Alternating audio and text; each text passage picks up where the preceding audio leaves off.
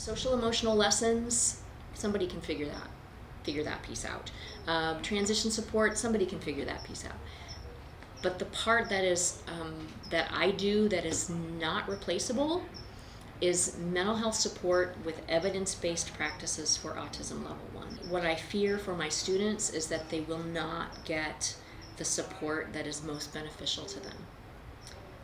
They will get instead calls for the ambulance to come take them to the hospital.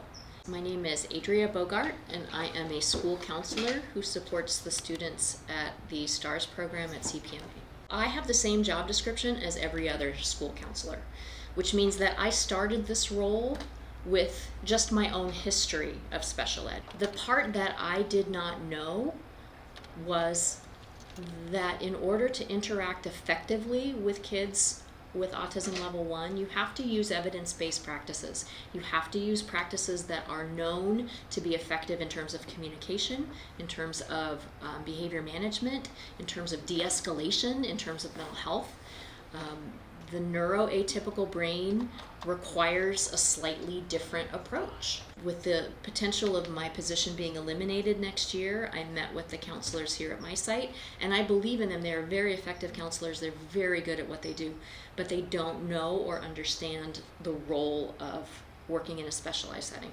And their responses were, I am not comfortable doing that. I don't think I could do that. In November, I had sent an email to the head of special ed and said, are there any changes coming up for STARS at CPMA next year?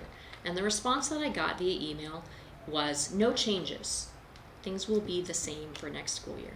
And then not 6 weeks later, I got in the middle of January, I was called into my principal's office. She had just been to a meeting about the budget for next school year, and there was no funding for the STARS counseling positions for next year, which meant basically no STARS counselors. We keep trying to defend our position with the school board, but we're not getting any responses from anybody about what their thinking is or what their plan is for next year.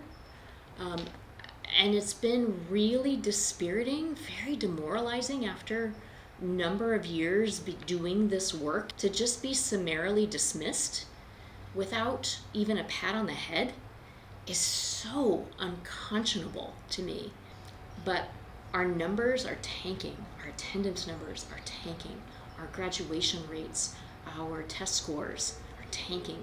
And I can't help but wonder if it's because we're not taking care of our grown-ups in a way that is effective enough to make kids feel more welcome and at home. So I have 3 years left before I retire. I would like to be able to stay and make a difference for more kids and more families. But this last 2 months is really taking a toll. And it's unconscionable that I and my colleagues are being treated this way, and by extension our families and our kids.